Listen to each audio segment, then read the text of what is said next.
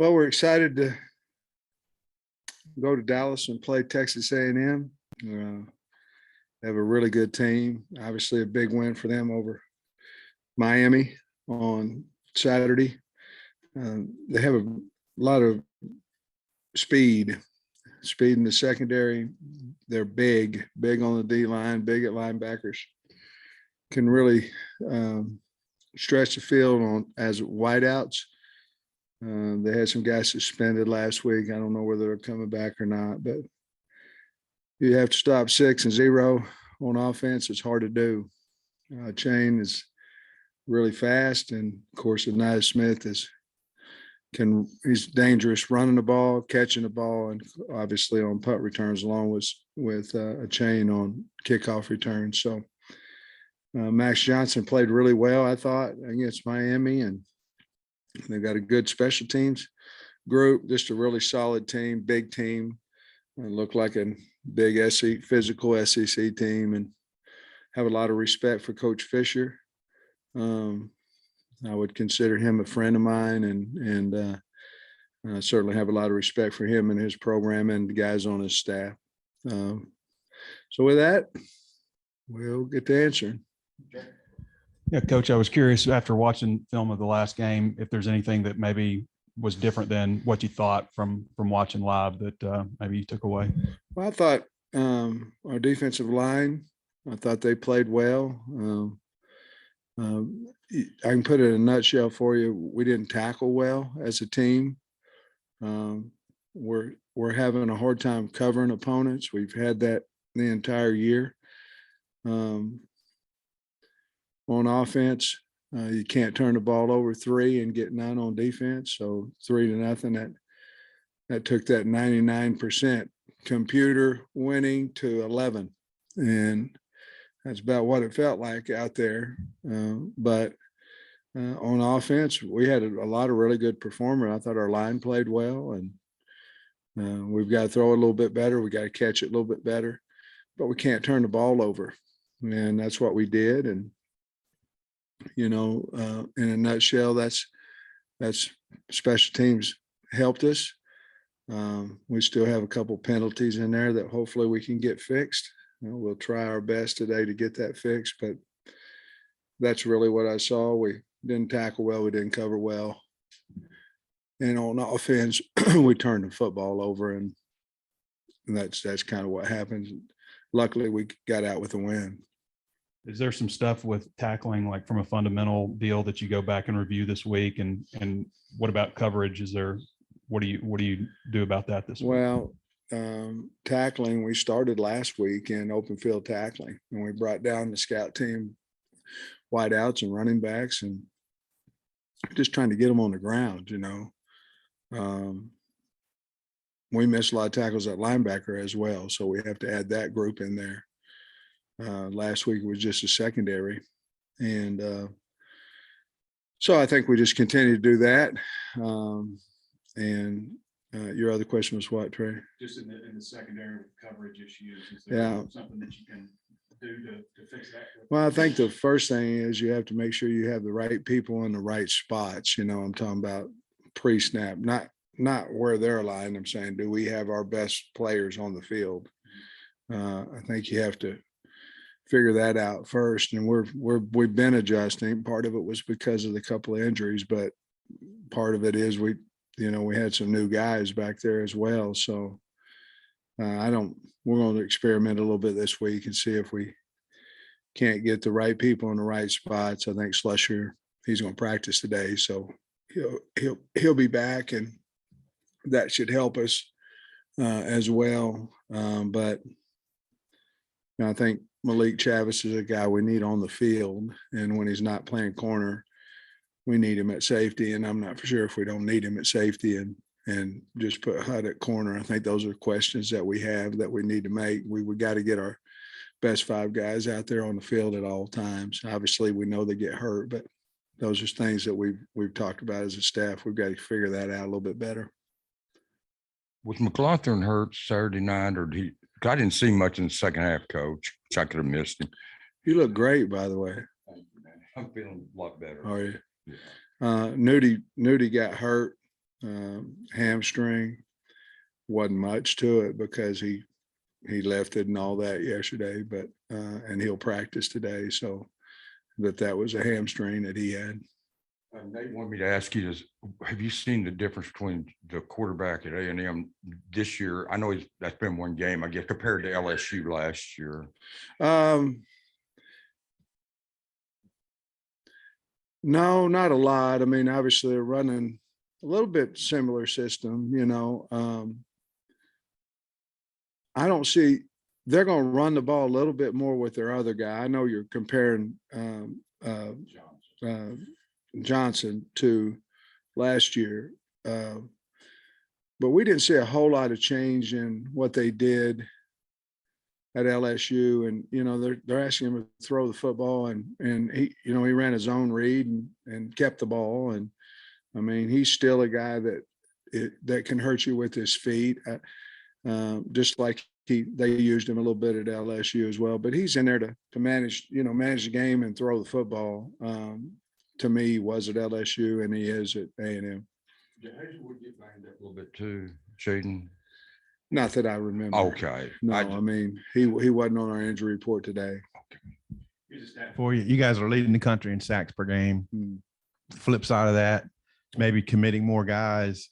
You're leading the country in passing yards allowed. Can you live with that, or what's your take on it? Well, we had to get better at both of them, really, but obviously there's a little bit more urgency of covering people. You know, we can live with guys getting good throws, and we can't live with guys wide open, you know. And you know, if somebody's going to beat us, they need to beat us with us attempting to cover the guy, you know. And we've had obviously too many mistakes there, and backs coming out of the backfield, things of that nature, where we're in man coverage and we got to peel a linebacker out there and things of that nature. And I will say this: we're doing exactly what we think is best for us to win.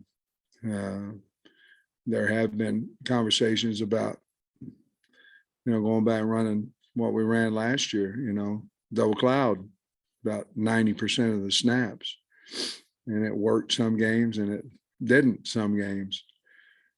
So I think we'll get a mixture of that going forward, but we've got to fix that problem, and everybody in the building's aware of it. And how we do that is going to be a combination of who's on the field and the opponent, whether we feel like we can cover them man to man or not. And if we can't cover them in zone coverage, then we definitely have to put pressure on the quarterback, because that's something that we're good at. But to do that, you have to be able to play some man, even though we went into some quarters, halves coverage and rushed Drew Sanders last week in the second half. It seemed to work out a little bit better for us.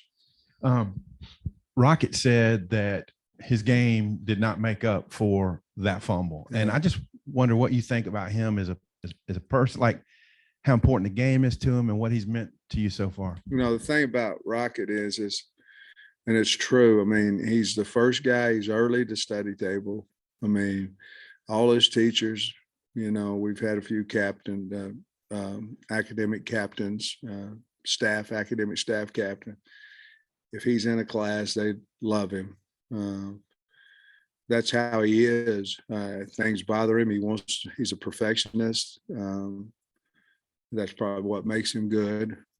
He's very talented, but his want to is higher than his talent, if that makes sense. And just a really, really fine kid, and he takes things personal. I'm glad he didn't take them too long. I mean, we fumbled the ball and then came back and continued to have a really good game. He had a good game before that, and then had a really good game after that as well. You said last week that when you're evaluating transfers, you also want to look at how they are off the field and as kids. So what was it about Jordan Dominic specifically that impressed you and stood out about his character? His parents, to be perfectly honest with you, once we hit his mannerisms over the phone, you know, your phone recruiting, you know, we never had met him before. Then talking to his mom and dad, they're classy people, wonderful people. And then when we got him on, he was a guy that just wanted to compete in this league. There wasn't a problem at Georgia Tech where he's going, I don't like the coach, or I don't like practice, I don't like this. It was about, look, I've got an opportunity to go to the SEC. I'd like to see if I'm good enough to play in the SEC. So the reasons have something to do with that as well.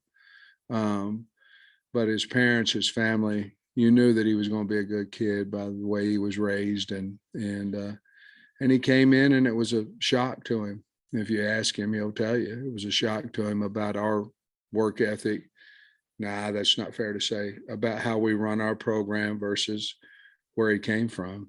And that's not a knock at Georgia Tech at all. They're obviously different than what we do. Coach Ruggett was asked on Saturday if he feels like he's starting to make a statement nationally, and he said he does. I'm curious, did you expect this start from him to the season? I expected him to be a really good player. I don't know if I expected us to use him as much as we have. He was primarily the only guy that played. He wasn't, but very few reps for AJ and R-Dub. The way the game was going and where we were behind the whole game, until the very, very end of the game. We just felt like as long as he wasn't tired, that he was our guy that we were going to go to. But to answer your question, I knew he would have production. I just didn't know we would use him quite as much and as we are, and probably a little bit surprised with his numbers that he's had. And that's not that I didn't believe in him. It's just he's had more attempts than what I thought probably at this point in time. And then with Chavis and Hudson Clark, it looked like they were rotating series on Saturday. Is that something that you plan on doing moving forward? I don't know. That again is, can we move, do we feel good enough about moving Chavis, to a safety? With Slusher coming back, we have some opportunities to have some movement, basically it's sort of like in the back end, it's sort of like, it depends on if we're in a 3 or 4 man front, but most of the time we've been in a 4-man front a lot this year. And so you got 5 of them working back there, counting your nickel, sort of like an offensive line. You don't necessarily go, okay, this is my best left tackle, you just say, okay, who are my 5 best players? And then you piece them in there where they need to go. I think a little bit of that's going to happen to us this week. And it could be Chavis on the field at safety, or even HUD on the field at safety. I don't know exactly, but we're certainly going to look at it. Sam, I think Appalachian State ran like 80 plus plays against A&M. They just couldn't get off the field. But then last week they held Miami, ranked team to 9 points. What do you think about their defense last week, and maybe the improvement they made from game 2 to game 3? Well, they played in my opinion, they played 2 totally different offenses. Miami tried to throw the ball quite a bit, was having success running the football, but Miami had wideouts they wanted to get the ball to, and this and that. App State was more of a, we're coming at you, we're going to run the football, a little bit of play action, things of that nature. We're going to try to run right at you, stuff like that. So there was 2 different offenses going against their defense. Their defense is big and physical and can run. I think they've got a lot of strengths. One of them is their secondary. They're really good in the back end.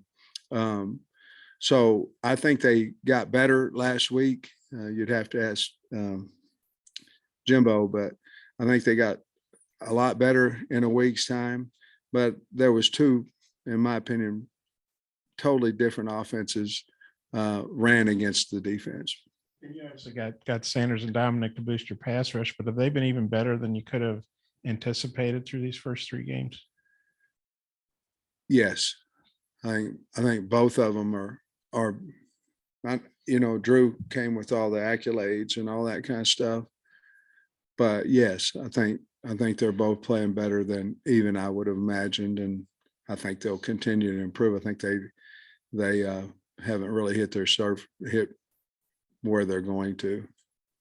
Bob, can I just stole my question, but I'll ask you about KJ. He has been really effective with his legs, but he threw the ball a lot more this past game. You feel like he's kind of developed into a full, do everything type quarterback and proven he can do that. I believe he can. I mean, I would say this going into last year's game here at A&M, our main concern is how are we going to run KJ? How are we going to run KJ? How are we going to run him? And that's not the belief that we didn't feel like he could throw the ball, because obviously threw one to Burks, and threw the ball when we had to, or when they gave it to us, probably the better word to say. But now he can hurt you either way. Very confident throwing the football. We got to get him revved up early. We got to get him involved in the game early, whether that be running or whether that be throwing. I don't think we really called a significant run to him where it was just his run until the third quarter the other night. And that was say, hey, we better get him involved, even though we were running the ball decent, we better get him involved. Hey, Coach, just going back to the win over A&M last year, how important was that game, just punching through and breaking the losing streak in the series in terms of the trajectory of the program and getting it to where you wanted it to go? Well, it felt good. I mean, I'll say that. I remember going into the locker room after the game, and we were 4-0 at the time, and it felt awful good. I think we'd lost 9 in a row. I think they won 9 out of 10. And something like 9 out of 13 they've won. But I think we won the first 3 in the trophy game I'm talking about in the Southwest Classic. It felt really good. I think it was really important to us because we had been fortunate enough to beat Texas and then come back and beat Texas A&M. I felt like it would do something for us on a national appearance, and I knew it would help us in recruiting in Texas, but I thought like it was a CBS game, I think, 2:30 game, and I felt like it would help us in recruiting. But yeah, it felt awful good. But yeah, I thought it was an important game for us to have as a win. Coach, there was a real special video that came out of the Lions camp yesterday. Yeah. Something that you commented on. What did it mean to you? And is it going to be a message to the boys this week? Well, I love Dan Skipper. I mean, him and about everybody I've ever coached. But Danny called me last week. I don't think he'll mind me sharing. I hope he doesn't. I don't think he will, but he called me last week and told me he's going to get his first start, and he was 6 years in, he had been cut, down to the practice. He said, I'm gonna get my first start. And he was very complimentary of me, like I had one thing to do with that, which I did not. He did all that. But then that video, Coach Campbell doing that was awesome. And I called Dan after I saw it last night, and visited with him a little bit. But that was pretty special by Coach Campbell to do that and then send him up so he can have the pleasantry of talking to all you guys in Detroit. And I thought that's pretty cool. I text Coach Campbell as well. I thought it was pretty cool. And he texted me back, but he didn't have to do that either, but I thought it was really neat. I asked him about old Frankie. He said Frankie's a stud, which we all knew that. Hey, Sam, I think I have this right. You coached in the Red River game when you were at OU, and then you coached in the cocktail party when you were at Georgia. Is there a uniqueness to preparing for one of these neutral site games? It's electric. Those games are electric. Now, we didn't win. Thanks for reminding me about the Red River. I'm 0-2. We didn't do so hot when I was at Oklahoma back in 96 and 97, 98. But it's neat. You don't normally walk into a stadium and it's even Steven fans. Hotels have same similar number of occupants from both teams. It's really cool. Being in Mr. Jones Stadium is really neat. And, I didn't take the team in there last year, which I'm not this year either on a Friday, but I said, oh, it's just a stadium. But, I'd been there in 13, 14, 15. And I walked in there, I go, holy cow. I mean, that thing is huge and nice. And I go, well, maybe I should have brought them in, but we got off to a fast start. So, but yeah, there's really something neat about that. It really is where both fans meet in a town. And the Georgia-Florida game was, and still is, obviously a great feeling for the fans and for the players. About the number of Rockets touches and just watching that. Do you feel like he's holding up well right now? I do. I mean, and yes. He's a big, powerful guy too. And but he's a smart runner. He's learning that when you get wrapped up by a couple guys, it's time to get down. He's starting to learn that instead of standing up there and taking the guy coming from 10 yards away and knocking the heck out of him. He's become, in my opinion, a smarter runner, trying to take away those last second shots on him. But yeah, he's held up really well. You mentioned the secondary for Texas A&M. I was curious what you thought about the wide receiver play so far, in particular for you guys. Matt Lander seems like he's really starting to charge on. Matt, like I said the other night, he was really down on himself last week. I mean, into Wednesday. And then to come out and have that game, hopefully it propels him to something even better, something special. But I've been real happy with the receivers, including Trey in that, Knox in that. And, basically we're playing four. But obviously Bryce Team has found a way to impact the game, in the special teams. But I thought going into the season we had a good receiver core, and I do now. I think you got to cover each and every. I mean, you had to have somebody pretty good on defense against each one of them. And yeah, I've been real pleased with those guys. We dropped a couple of balls the other night that we got to catch. Landon Jackson was one of the best high school players I've seen in his position, Coach. It seemed like last Saturday, maybe in the second half, seemed like he's getting healthy. He gained confidence. It looked like he kind of getting back to where Landon Jackson. I agree with you. He's playing with a lot more speed, a lot more confidence. Obviously, he started last week with Stu being out, but yes, I think if you look at him and Drew Sanders both, I think they're getting better each week. I think they're becoming more comfortable with the system and their teammates and things of that nature. But yes, I agree with you 100%.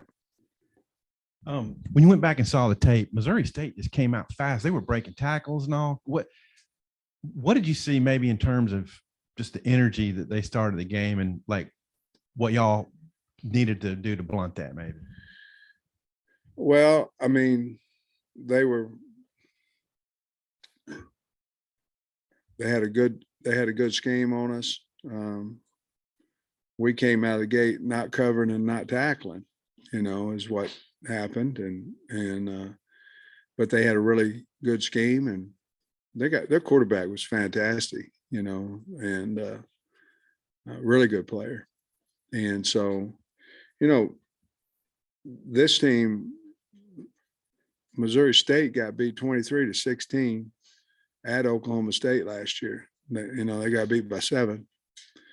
And Oklahoma State was number 7 and went to the Fiesta Bowl, beat Notre Dame, and they got a pretty good team. Now we can't turn the ball over, and we got to get better at tackling. We got better at covering and all those types. We have to, but it might be you take the logo off and you put somebody else's logo on there, and you'd say, man, we didn't play very well, but thank God we got the win. I'm pretty sure didn't flaw Oklahoma State season when they went to the Big 12 championship and to the Fiesta Bowl. I think they're a good team with a good it shouldn't have been that way, but you got to give them credit. They were well coached. They came out, they had a Thursday night game, so they had a couple extra days, and they had, it's like anything in sport. If you have a reason, and they had a reason, it was, we're down the road, not very far. Coach Petrino, you have a reason. They're hard to beat if you don't play well. And we didn't. And a lot of it was because they made us look bad as well. Any indications last night on what Jashad Stewart will look like, and whether Dominique says he's ready to go? Well, Dominique, we could have played him. He was ready. We just didn't. And on Stu, I think we got to wait today and tomorrow to kind of see how he looks. If I was saying today, I think he'll be able to play, but I haven't seen him. The training staff has, but I haven't seen him. Sam, getting Slusher back, how big a boost? You can talk about the coverage issues you're having. How big a boost could his return be to help your I coverage think issues? huge. I mean, anytime you get somebody back, it's not just a guy you're getting back, but then you take somebody off the field as well. You know what I mean? And so you get better both ways. You get a better player on, you get a worse player off the field. And I mean, and that's not saying who we're going to take off the field. I'm just saying then bringing him back, because Slush can play corner, he can play nickel, he can play field safety, he can play boundary safety. And then with him, it allows us to have another opportunity to make sure we have our 5 best players on the field. So I think it's really big. About your receivers, what strides have you seen from Hazelwood the first 3 weeks? And then would you like to see more of Keytron Jackson moving forward? Well, Hazelwood, I think he's been pretty solid all year. I don't know that. I think his leadership's probably a little bit better than what it was at the beginning, which was really good anyway. I think Hazelwood's been probably the most consistent of those guys, and then, but I always say this, he's a leader now. He's tough and he's a leader. I love the kid. And then Keytron, yeah, I mean, we could look at 10 personnel to get him out on the field, but then you're taking, Trey off the field. I kind of like the way the rotation's going right now. So obviously Keytron, I'm sure, would like to play more, and he's earned that right. And I think he's getting a few more reps than what he did early in the year. On Rocket, I think he's already got more 20+ yard plays than he had all of last season. Is there something that he's doing different, or maybe something that the players are doing around him differently that's allowing him to have those bigger gains? I think the line's better. I think our offensive line's playing better. I mean, you watch the tape too. So, he's breaking a few more tackles than he did last year too. I think he's just more confident. So he probably half stride faster than he was last year because he's seeing things quicker, which will allow for those little longer runs. He's playing really well. When he breaks those off, there's I don't know if you notice this, I wonder if you do, but a big buzz that comes across the stadium, like during that big touchdown run the other night. Is that something you noticed on the sideline? Or no, I can't hear anything. I mean, and then when I jump on the assistants, I can't hear them either because they don't ever say nothing, but I can't hear anything once the game starts. I don't hear I really don't. It's sad because I wish I could hear it, but not whenever it ain't positive, but I can't hear it.